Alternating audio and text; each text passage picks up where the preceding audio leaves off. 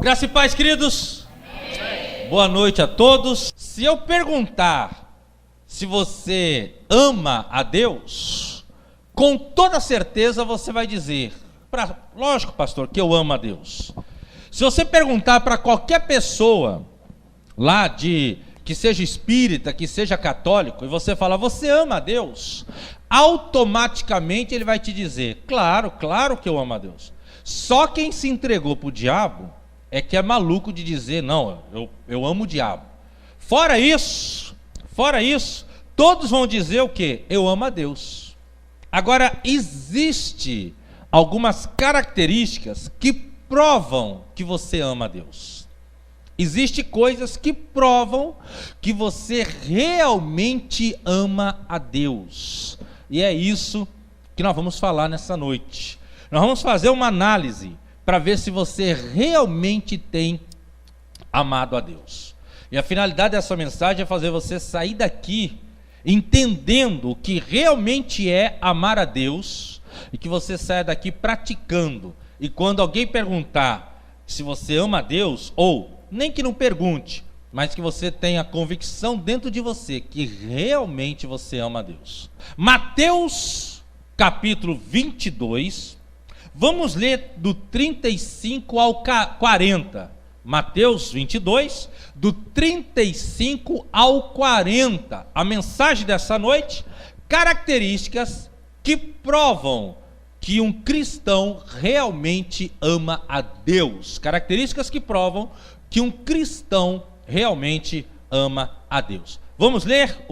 Um deles, doutor da lei, interrogou-o para experimentar: Mestre, qual é o grande mandamento na lei?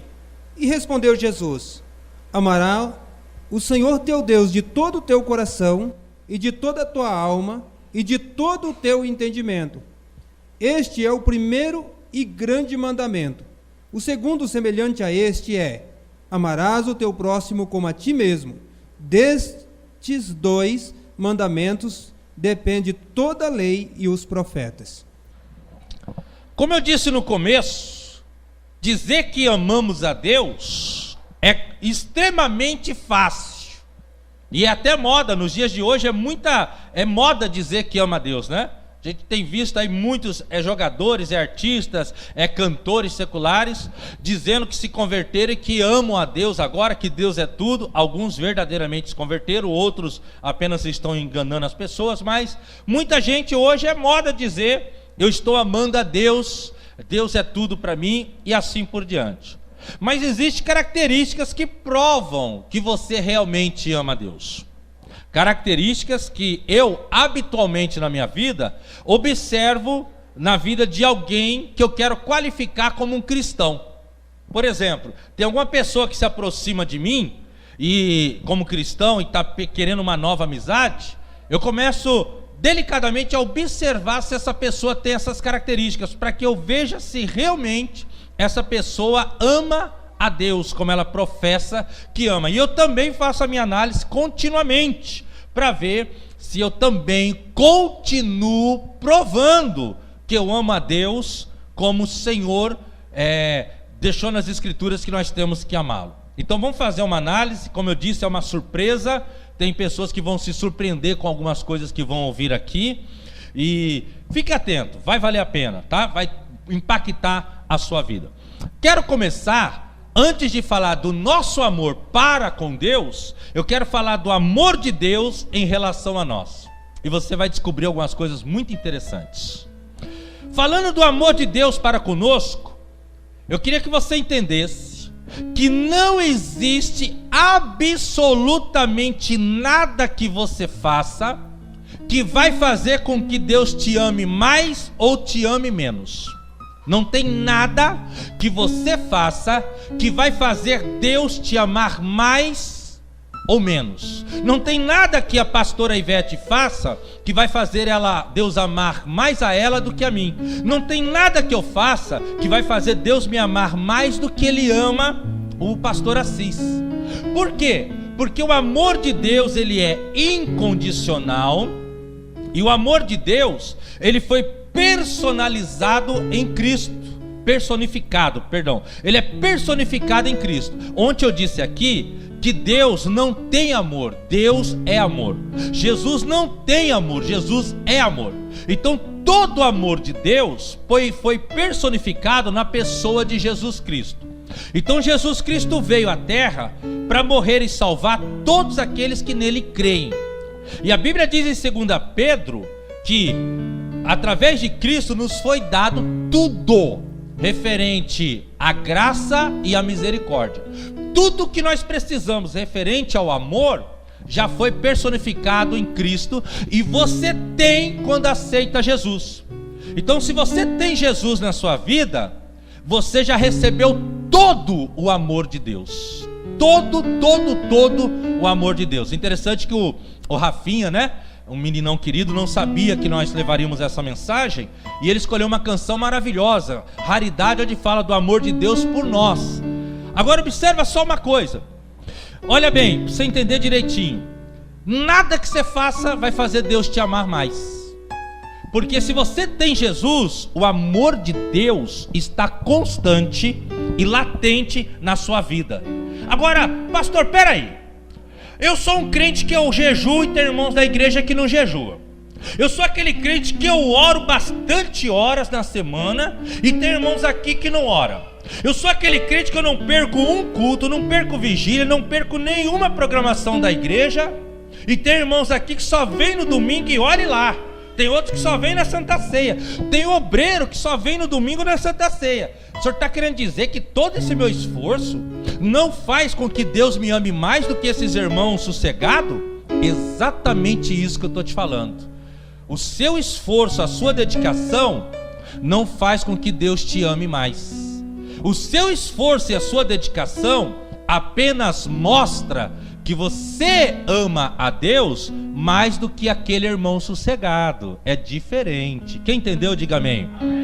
Deus não vai te amar mais. Ele continua te amando da mesma forma que Ele ama aquele irmãozinho sossegado, aquela irmãzinha sossegada que não gosta de orar, aquela irmãzinha que fica naquela vidinha amarrada, que tem hora que vai para a igreja, tem hora que não vai. Deus, Ele te ama igual a ela. A diferença é que de tanto você buscar, de tanto você ler a Bíblia, você está mostrando espiritualmente que se ela não quer, se ele não quer mais de Deus, você está querendo. Mas o amor de Deus por nós é incondicional. Peraí, pastor, só está falando que Deus não tem preferência de filhos? Exatamente. Mas a Bíblia diz que João era o discípulo que Jesus mais amava. Ei, Jesus nunca disse: João, você é o discípulo que eu mais amo. Isso não está na Bíblia.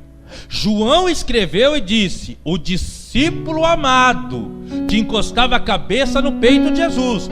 Foi João que usou essa expressão, não foi Jesus que disse. É que João tinha entendido, nos anos que João andou com Jesus, João tinha entendido o amor do Pai para com ele, para com o homem carnal e necessitado de Deus, que era João. Então João entendeu o quanto ele era amado. Por isso que João afirmou: o discípulo amado, eu sou o discípulo amado. Ou seja, o Pedro poderia afirmar: eu também sou discípulo amado. E o Tiago: eu também sou discípulo amado. Qualquer um poderia afirmar, todos eram amados igualmente. Mas o João é que teve a ideia de dizer: eu sou discípulo amado. Mas não foi Jesus que disse isso. Quem está entendendo, diga amém. É muito importante, não esqueça, o amor de Deus, o amor de Deus por nós é incondicional. É você que mostra com as suas atitudes que você ama mais a Ele do que o irmãozinho que senta do seu lado. É você que mostra com as suas atitudes que você ama mais a Deus do que algum de nós que está aqui no altar, ou todos nós que estamos aqui. Se eu perguntar para você, todos vocês que estão aqui da Presbiteriana, vocês amam o pastor Assis e a pastora Ivete? Lógico que vocês vão dizer: eu amo. Só que aí o Assis não vai fazer isso, mas se ele quisesse fazer, o Assis diria assim: olha, todo mundo aqui me ama, só que fulano e beltrano ali me ama muito, porque com as atitudes deles eles provaram que me ama. Essa irmã e aquela jovem, aquela outra irmã nos ama realmente.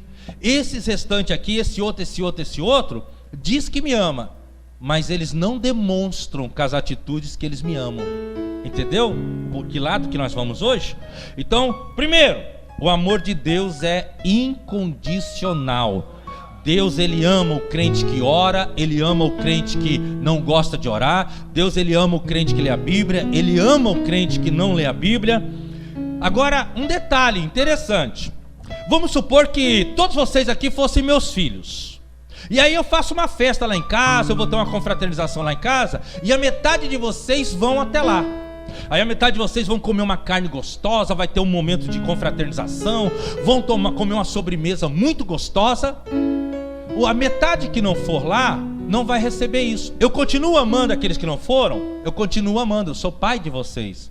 Porém, aqueles que se aproximaram mais de mim, comeram a comida caprichada feita pelo próprio pai, comeram a sobremesa caprichada feita ou providenciada pelo próprio pai, receberam presentes que o pai resolveu dar naquela confraternização, e os outros não receberam isso. Por quê? Porque os outros continuam sendo amados por mim, mas recebeu quem estava perto de mim. Quem entendeu, diga amém. É forte, hein? Dá até vontade de falar, é forte, Brasil. É forte, porque isso faz você entender o amor de Deus.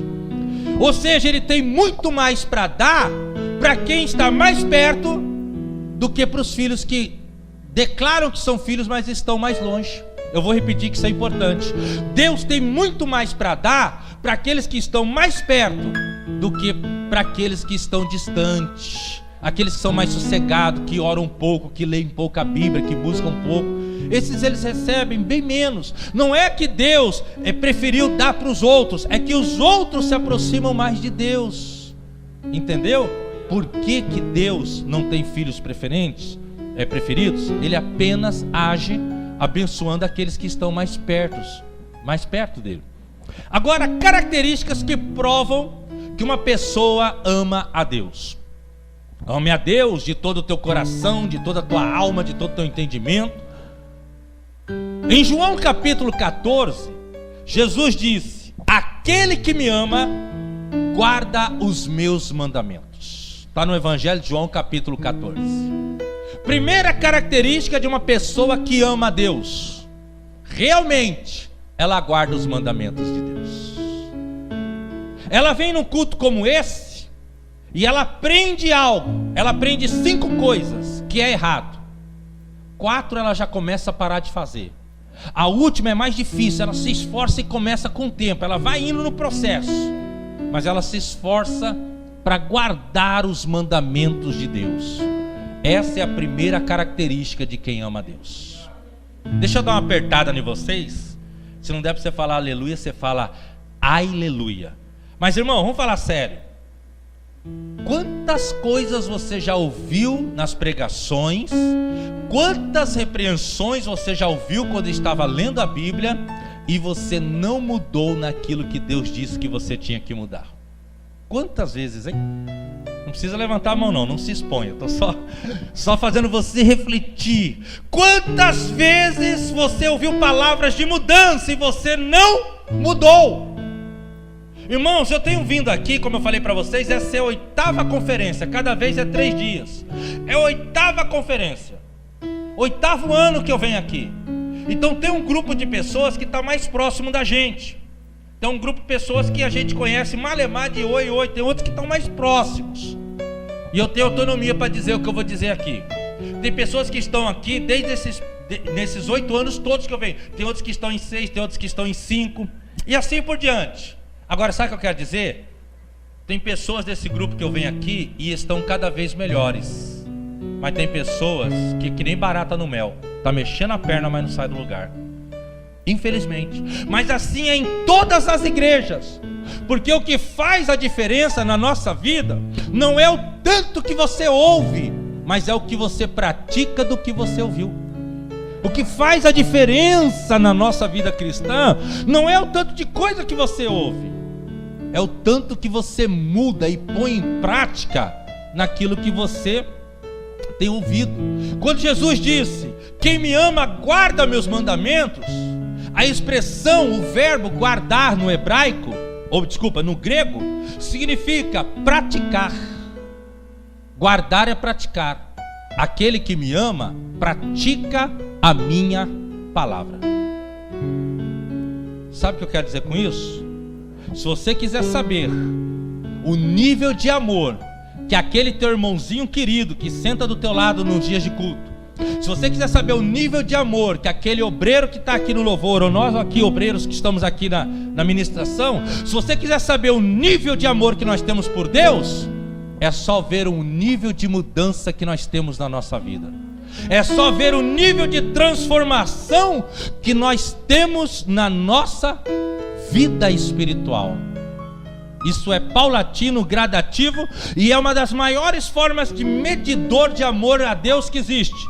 Quem muito ama a Deus, muito é transformado. Quem muito ama a Deus, muito se permite ser transformado. Quem muito ama a Deus, muito mostra que a vida dele é cada vez melhor, que a vida dele em Cristo é cada vez melhor.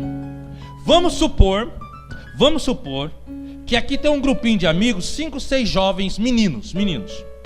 E aqueles jovens que vão para a igreja, glória a Deus, aleluia, mas que lá na intimidade deles, na amizade deles, estou dando exemplo, amém? Que lá na amizade deles, eles gostam de ver pornografia. Gostam de ver videozinhos, compartilhar vídeo, entre eles, assim, ninguém da igreja sabe, só eles ali que sabem daquela coisinha deles. Aí um dia, eles ouvem uma palavra pregando contra a pornografia.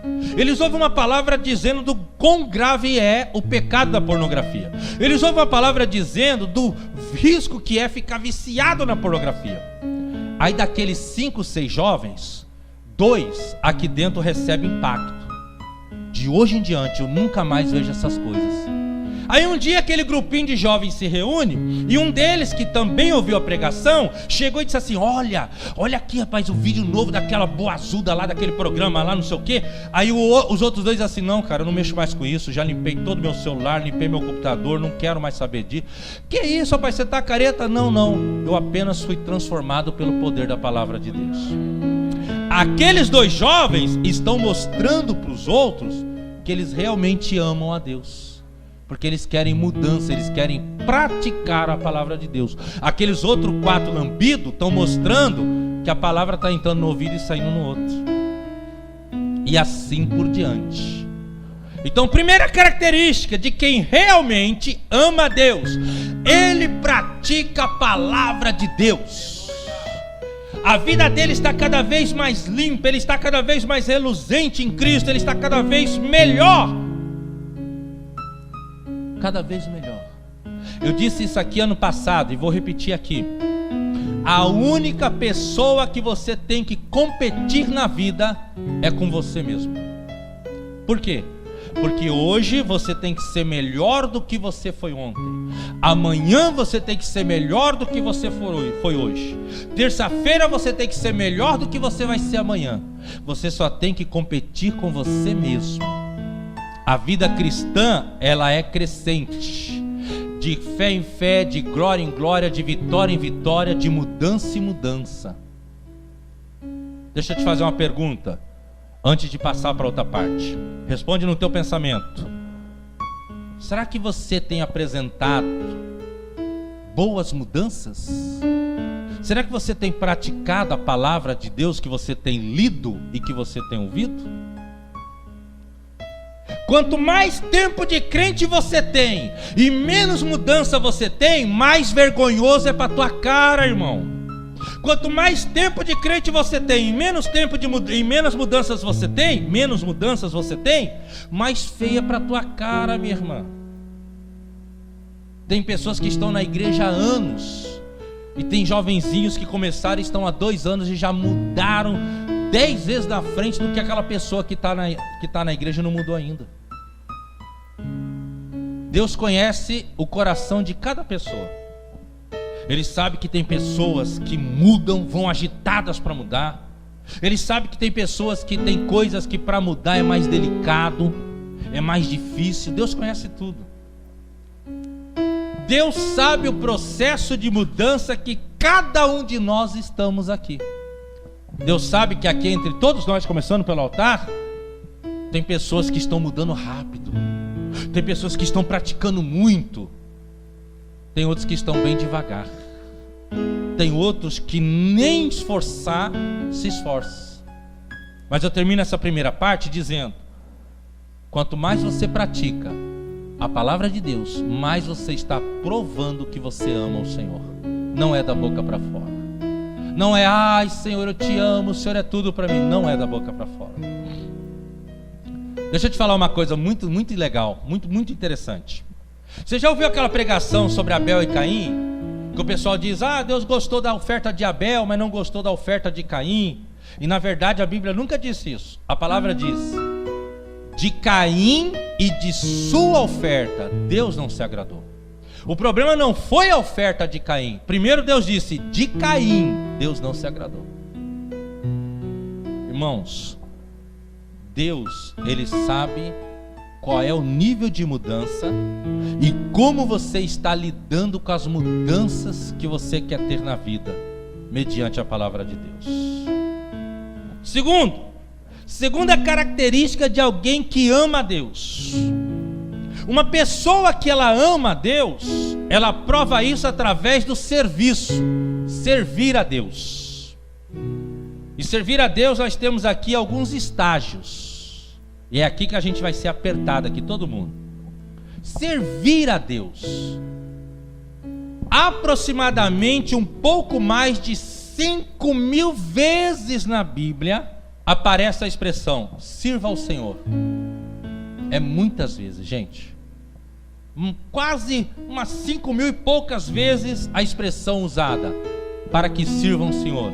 E sirvam o Senhor. Sirva, sirva, sirva. Aparece muito.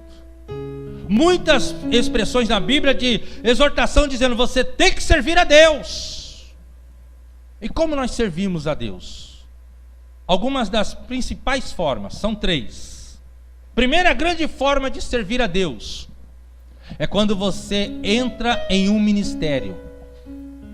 Quando você entende que você não foi chamado para passar a vida toda sentado aí no banco, aleluia, glória a Deus, está na hora do meu dízimo e da minha oferta. Quando você entende que você tem que fazer alguma coisa para a obra de Deus avançar. Quando você entende que você vai entrar para o louvor porque você tem uma voz bonita, você vai ver se você tem um lugarzinho no louvor porque você toca instrumento. Quando você é eloquente, você tem capacidade de explicar bem. Você é um missionário, você é um pastor, você é um presbítero, você é um auxiliar direto aqui. Vou trabalhar com criança, vou trabalhar com adolescente, vou trabalhar com casais. Queridos, por mais que uma igreja tenha obreiros, sempre tem uma carência, uma necessidade de se ter mais obreiros. Sempre tem. Uma igreja nunca está cheia de obreiros. Ela sempre tem lugar, sempre está precisando de gente. Precisando de gente para trabalhar com as crianças, precisando de gente para ter mais um grupo de louvor, precisando de gente para ter quem cuide dos jovens, precisando de gente para trabalhar com casais. Ei, se você tem menos de 2 anos que você está na igreja, menos de 2 anos de convertido, essa palavra que eu vou falar agora não é para você. Mas se você já tem mais de 2 anos que está na igreja e você não faz nada na obra, eu vou te falar uma coisa, você não está entendendo o que é ser cristão. Que ser cristão não é, eu aceito Jesus como meu único e suficiente Salvador. Essa é a primeira parte. A segunda parte é, olha, quer saber de uma coisa? Eu amo tanto a Deus, eu amo tanto esse Deus, que eu quero servir Ele por toda a minha vida. Eu quero fazer algo para Ele. Eu preciso ajudar a IPR a avançar com o Evangelho aqui nessa cidade. Eu preciso ajudar essa igreja a progredir no Evangelho. Eu preciso ajudar o pastor Assis, a pastora Ivete, os presbíteros. Eu preciso fazer alguma coisa. É uma vergonha um cristão que tem mais de 2 anos de convertido e não faz nada para Jesus. Pode se ajeitar no banco, não tem problema não. Pode se ajeitar no banco, estamos no meio da pregação. O melhor ainda há de vir. É uma vergonha. Ei, eu tinha 1 ano de convertido. Eu cheguei para o meu pastor e falei assim, pastor, no que o senhor precisar de mim, conta comigo, eu estou aqui para servir. Com 1 ano e meio de convertido, nosso pastor, nós tínhamos culto terça, quinta e domingo. Nosso pastor só podia estar na quinta, que ele viajava para outras cidades. Eu cheguei para ele e falei, pastor, se o senhor precisar de alguém para dirigir o culto, conta comigo, eu estou aqui. Eu fiquei assim, vai que o pastor ainda não me percebeu, né? Conta comigo, eu estou aqui. Irmãos, quem ama a Deus quer trabalhar na obra. Quem ama a Deus quer fazer a obra crescer. A tua igreja te adora. Igreja que adora serve. Igreja que adora trabalha. Um monte de jovem bonito, um monte de menina bonita, pelo amor de Deus, faz alguma coisa. Limpa a igreja, limpa o pátio, vende sorvete, traz o dinheiro para a igreja, faz alguma coisa. Sirva a obra. Primeiro, nós provamos nosso amor a Deus quando guardamos a tua palavra. Nós provamos o nosso amor a Deus quando servimos o Senhor na obra. Tem que haver uma inquietação dentro de você. Senhor, o que o Senhor quer que eu faça? Começa a orar na tua casa, eu te desafio. Senhor, em nome de Jesus, o que o Senhor tem para mim? Senhor, em nome de Jesus, o que o Senhor quer que eu faça na obra? E pode ter certeza, Deus vai começar a falar dentro de você o que Ele quer. Ele vai começar a falar dentro de você o que Ele quer. Aí você vem ao pastor Assis, vem a pastora Ivete e começa a alinhar o que Deus está falando no teu coração com os seus líderes. Aí, meu irmão, vai começar a surgir bastante pessoas para cuidar das crianças, vai começar a surgir bastante pessoas querendo cuidar de casal, vai começar a surgir bastante jovem querendo colocar a mão na massa. Segunda forma de servir a Deus é quando adoramos ao Senhor. Isso aqui é forte, gente. Em 80% dos textos bíblicos, aonde aparece a expressão sirva a Deus, é a mesma expressão, levitas, dobre atenção, é a mesma expressão usada para adorem a Deus. De cada 10 textos da Bíblia que é usada a expressão sirva a Deus, a expressão sirva no original é a mesma usada para adore a Deus. Por isso que tem texto na Bíblia que Deus disse para Moisés: vai até Faraó e diga ao Faraó: deixe o meu povo ir para que me adorem no deserto. Deixe o meu povo ir para que me adorem na terra que eu vou dar para eles entrarem. E tem outras versões que diz para que me sirvam. Servir é o mesmo que adorar. Espera aí, pastor, vamos devagar? Vamos. Quando você está aqui num período de louvor e adoração, e você levanta a mão, e você fecha o olho, e você se libera em adoração, você está servindo ao Senhor. Isso é bíblico, e tem gente que não sabe disso. Você está servindo ao Senhor. Não é só os levitas que estão aqui servindo na hora do louvor. Você aí também está servindo. Quer ver um exemplo interessante? No Antigo Testamento, a maioria dos reinados, eles tinham as mulheres que dançavam para alegrar o rei.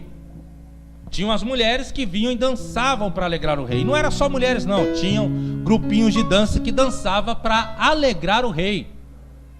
A Bíblia diz que Jesus, Ele é o nosso rei. Então quando você está aqui cantando, jogando o corpo para lá e para cá e se liberando em adoração, você está servindo a Deus. Pastor, e aquelas pessoas que só chegam atrasadas no louvor é porque não gostam de servir?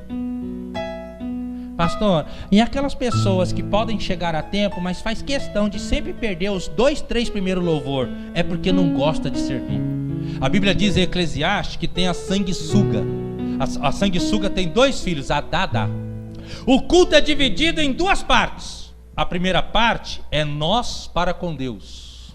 É quando você adora, você está servindo. É quando você conta testemunho, contando o que Ele fez. É quando você traz dízimo e oferta. É a nossa parte para com Deus. A segunda parte é Deus para conosco. É a hora que a palavra dele vem ao nosso coração. Então quando você despreza o período do louvor, em outras palavras você está dizendo: eu não quero servir a Deus, eu não quero ir para o momento de adoração. Lá se canta canções que eu não gosto. Mas quem diz que nós canta para você, meu irmão?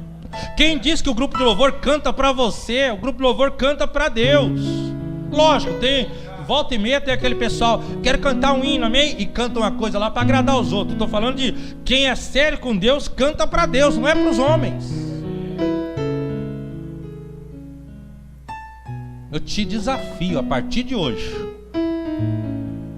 chegar um pouquinho antes do começo do culto, se levantar em adoração e ir junto com o grupo de louvor. Se o grupo de louvor falar para a direita, você vai para a direita. Se ele falar mão no coração, você põe a mão no coração. Eu sei que nós temos pessoas que têm personalidades diferentes, né?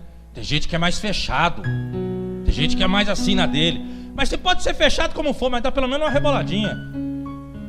Meio dura mesmo, mas dá uma jogadinha, dá uma disfarçada. Queridos, nós servimos a Deus quando adoramos. Isso é um princípio espiritual. O menininho está aqui cantando, fica focado na canção que ele está cantando. Se você sabe, canta junto. O louvor está cantando, a letra tá, não dá tá show. Acho que vocês têm aqui projeção, né? Está na projeção. Você sabe a letra? Fecha os olhos, se envolve mais. Porque você com o olho aberto, você vai ver criança correndo, você vai ver que estão pegando a bolsa ali, a criança está pegando a bolsa, você vai ver isso aqui. Então, se você já conhece a letra, fecha o olho, se libera, entendeu? Você põe a mão no coração. Quando eu conheço a letra, eu gosto de cantar assim, mas na minha, né? Senão eu atrapalho. Mas quando eu não conheço a letra, eu fico ouvindo a voz, a melodia e fico orando em línguas baixinho. Sirva a Deus com adoração. Sirva a Deus com adoração. Sabe por quê? Ou você acredita que aqui tem um ser espiritual que nós não vemos, chamado Jesus, e é para esse ser espiritual que nós estamos cantando, nos alegrando e batendo palma, ou você naufraga com a tua visão de cristão. Porque quando eu vou no culto, eu vou acreditando que Jesus está ali. Eu vou acreditando que mesmo que eu não veja espiritualmente, eu sei que Ele está ali. Eu sei que Ele está ali. Lógico que é força de expressão, né? Porque Ele está dentro de nós. Mas eu estou falando em questão de culto em si. Então nós servimos a Deus quando estamos realizando algo na obra. Nós servimos a Deus quando estamos adorando ao Senhor. Daqui a pouco você vai ter uma chance, tá? De servir a Deus mesmo. Daqui a pouco eu quero que você louve como você nunca louvou antes. Terceiro, nós servimos a Deus quando servimos as pessoas. Está aqui, ó. Amarás a Deus acima de tudo e amarás o teu próximo. Eu quero fazer uma junção do próximo e do seu irmão. 1 João capítulo 4. E aquele que ama a Deus também deve amar ao seu irmão. Gente, escuta essa. Hebreus, eu amei isso aqui. Hebreus capítulo 6, verso 10. Olha isso. Hebreus 6, 10. Porque Deus não é infiel para que se esqueça do nosso serviço e do nosso amor provado a Ele quando servimos os nossos irmãos. Gente, isso é forte. Vou repetir. Hebreus 6, verso 10. Porque Deus não é infiel para que se esqueça do nosso serviço. Outras versões falam trabalho, a obra, né? E nem do nosso amor provado a Ele quando servimos os nossos irmãos. As duas maiores expressões de amor ao ser humano é perdoar e servir. Nunca esqueça disso. As maiores expressões de amor não é você ficar, eu te amo, irmão, irmão, como você é importante para mim, um beijinho, um abracinho. Irmão, te amo, toma aqui um dinheirinho emprestado. A maior expressão de amor não é essa. A maior expressão de amor é quando você perdoa seu irmão e é quando você serve o seu irmão. Essa é a maior expressão de amor que existe. Por isso que Jesus trabalhou tanto e com tanta força o serviço. Por isso que Jesus não precisava, mas ele amarrou uma toalha na cintura e ele foi lavar os pés dos discípulos, que era um serviço que se prestava na época. E ele ainda disse: eu estou dando exemplo para que vocês sigam também. Isso é o serviço. Eu vou concentrar um pouquinho aqui, mas já estou indo para o final, tá? Estou indo aqui para o final. Só mais um pouquinho sobre serviço. Servir o seu irmão. Como é que nós servimos o nosso próximo? Como é que nós servimos o nosso irmão? Você serve fisicamente, naquilo que ele está necessitando, naquilo que ele está que é uma necessidade de que você o ajude. Você serve o seu irmão espiritualmente, quando ele precisa de um conselho, quando ele precisa de uma oração. Às vezes o casal está lá brigando e chamaram você altas horas da noite. Você tem que cortar o teu sono e ir lá atender aquele casal. Só que quando você vai lá porque você está servindo aquele casal. Isso não é só papel do pastor, não. Às vezes você está trazendo um casal de amigos para a igreja, e aqueles amigos estão tendo em você um referencial para eles se apegarem em Cristo. E nas horas de dificuldade deles, é normal que ele ligue para você, é normal que ele procure você, é normal que ele peça ajuda para você poder ajudá-lo, auxiliá-lo. E aí o que você faz? Você joga para o pastor, você joga para o presbítero. A Bíblia diz que Deus recebe como expressão de amor, não quando o pastor serve, mas quando você, irmão, serve o seu irmão. Quando você auxilia o seu irmão. Quando você auxilia no que ele precisa espiritualmente. Quando você está conversando com um novo convertido e você percebe que ele está precisando de uma ministração de uma palavra que você já aprendeu, e você pega a Bíblia e você ensina aquela palavra para ele. Você aplica a palavra para ele. Pessoal do louvor, vem me ajudar aqui, por favor. Você, o restante, olha para mim. Estou terminando a mensagem. Queridos, presta atenção. Eu acho que aquela canção Servo de Todos os Irmãos ia ficar muito bem, né? Mais de mim e tal. Acho que ia ficar legal. Acho que ia ser legal nós louvarmos essa canção junto com a igreja. Mais de ti, menos de mim. Mas olha para cá, eu estou terminando. Pedro nega Jesus, concorda comigo? Pedro nega Jesus. Dias depois que Jesus ressuscita, Jesus vem encontrar-se com Pedro. Ele pega Pedro de surpresa e ele faz 3 perguntas para Pedro. Pedro, tu me amas? Nós sempre focamos na primeira parte, né? Sim, Senhor, te amo.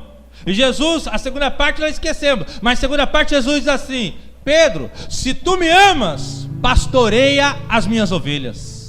Pedro, tu me amas? Te amo, Senhor, então pastoreia as minhas ovelhas. Pedro, tu me amas? Amo, Senhor, então pastoreia as minhas ovelhas. Pedro, se você me ama, então serve os seus irmãos. Se você me ama, serve os seus irmãos. Eu não estou falando aqui, agora eu quero pegar o trecho de Pedro, não estou falando aqui abertamente a questão somente pastorear, pastor e ovelhas, mas eu quero dizer aqui do princípio espiritual. Quem ama Jesus serve a Deus servindo os seus irmãos. Quem ama Jesus prova esse amor servindo os seus irmãos. Sirva os seus irmãos. A coisa mais comum que tem é pessoas pedirem ajuda para mim pelo WhatsApp. Pastor, liga para mim, eu preciso de um conselho. Ou eu vou te ligar, preciso de um auxílio. E muito comum as pessoas falam: pastor, desculpa te incomodar. E sabe o que eu digo sempre? Você não incomoda, eu estou aqui para te servir. Mas não é demagogia, é verdade. Eu estou aqui para te servir. Lembra daquele ditado quando a gente era criancinha? Quem não vive para servir não serve para viver. Lembra? Eu via isso quando era criança. Quem não vive para servir não serve para viver. Serve os seus irmãos. Mas não serve obrigado, não. Serve por amor. E vamos falar a verdade. Ei, vamos falar a verdade. Boa parte da turma que está aqui nessa noite não gosta de servir. Boa parte da turma que está aqui nessa noite não gosta de servir. E quando eu falo isso, nós aqui estamos nessa também. Gostou do nós? Nós daqui estamos nessa também. Tem gente que não gosta de servir. Eu já perdi a conta de quantas casas de pastores eu fiquei, e o pastor e a mulher dele não gostavam de servir, mas não gostava mesmo. Eu perdi a conta, sem exagero, de quantos levitas eu convivi na intimidade que não gosta de servir, de quantos irmãos não gostam de servir. Uma vez eu estava numa igreja, acabou o culto matutino, veio um conversar, veio outro conversar, veio outro. De repente, eu sentei para conversar com um diácono. O camarada precisava de um conselho. Estou eu dando conselho para ele. Aí chegou um outro diácono, nós três na igreja. O outro diácono veio e falou: pastor, um cafezinho. Eu falei assim: meu irmão, um cafezinho, vai bem. E ele, para dar o café, nós estávamos aqui na frente, ele tinha que ir lá na frente, dar a volta tudo aqui por trás e lá atrás na cozinha, bem longe, pegar café. Na hora que ele foi, o outro irmão falou: irmão, por gentileza, traz um cafezinho para mim também. Não, você não, você levanta e você vai buscar. Aí eu falei para ele na hora, falei: irmão, eu se fosse você, seria cristão e traria o café para o teu irmão. Porque Jesus, irmão, uma das maiores expressões que ele deixou fixada nas escrituras: sirva, sirva, sirva, sirva. Você tem que servir. Se você não serve, você não tem característica cristã. Serviço é uma característica cristã. E quando eu falo servir, é servir tudo. É servir um copo de água para o irmão que está pedindo, é servir em oração, servir em parte espiritual, é servir em tudo. É servir assim: você está indo no centro da cidade resolver umas coisas, o irmão chega e fala: irmão, me ajuda nisso aqui, você pode resolver isso aqui para mim? Resolvo, meu irmão, eu estou aproveitando que eu vou lá, resolvo para você. É servir em tudo. Pastor, mas tem gente folgada. Você já parou para pensar que Jesus lavou os pés de Judas? E a Bíblia diz que ele lavou os pés de Judas, sabendo que Judas ia traí-lo. Sabe o que Jesus queria dizer com isso? Não importa quem você tem que servir, o que importa é que você tem que servir. Mas o que adianta a gente serve e ninguém reconhece, né, pastor? Nunca espere recompensa dos homens. A miséria do ser humano é ficar colocando expectativa e esperando nas respostas dos homens. Faça o que Deus mandou fazer. O que Ele mandou fazer é servir, e quem recompensa é Ele. É Ele que recompensa. Jesus um dia alimentou 7.000 homens, fora as mulheres e fora as crianças. Querido, pensa no tanto de gente folgada que tinha no meio dessas 10, 15 mil pessoas que estavam ali. Você está achando que Jesus deu pão só para quem precisava? Tinha um monte de gente folgada que estava na cola e ganhou um pedacinho de pão e um pedacinho de peixe. Sirva, porque quando você serve o próximo, quando você serve um vizinho necessitado, quando você serve um parente não crente que está necessitado, quando você serve um amigo não crente que está necessitado, você está servindo o próximo. Você está cumprindo o mandamento: ame o teu próximo. Mais ainda, quando você está servindo os seus irmãos em Cristo. Fique em pé em nome de Jesus. Fique em pé em nome de Jesus. Essa palavra é para que você saia daqui amando a Deus de verdade. Essa ministração é para que você saia daqui hoje sem mais aquelas máscaras de carinha de um bom cristão, de uma boa cristã, que acha porque está com a Bíblia na mão é um crente de verdade, porque está com a Bíblia na mão é uma crente de verdade.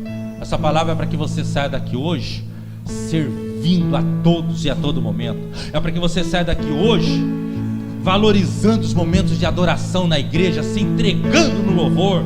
Essa palavra é para que você saia daqui hoje entendendo que você está muito tempo de braço cruzado sem fazer nada para Deus. É para que você saia daqui hoje amando mais as pessoas, cumprindo mais as Escrituras Sagradas, fazendo mais a vontade de Deus de uma forma plausível e verdadeira. Então aquele homem perguntou: Senhor, qual é o maior dos mandamentos? Amarás o Senhor teu Deus de todo o teu coração, de toda a tua alma e de todo o teu entendimento. O que é? Como eu faço para amar esse Deus? Você ama quando guarda a palavra, você ama quando você serve os irmãos, quando serve o próximo, quando você serve a Deus em adoração, quando você serve o corpo de Cristo estando em um ministério. É assim que você prova que você ama a Deus. Feche os olhos, vamos louvar ao Senhor nessa noite. Oh,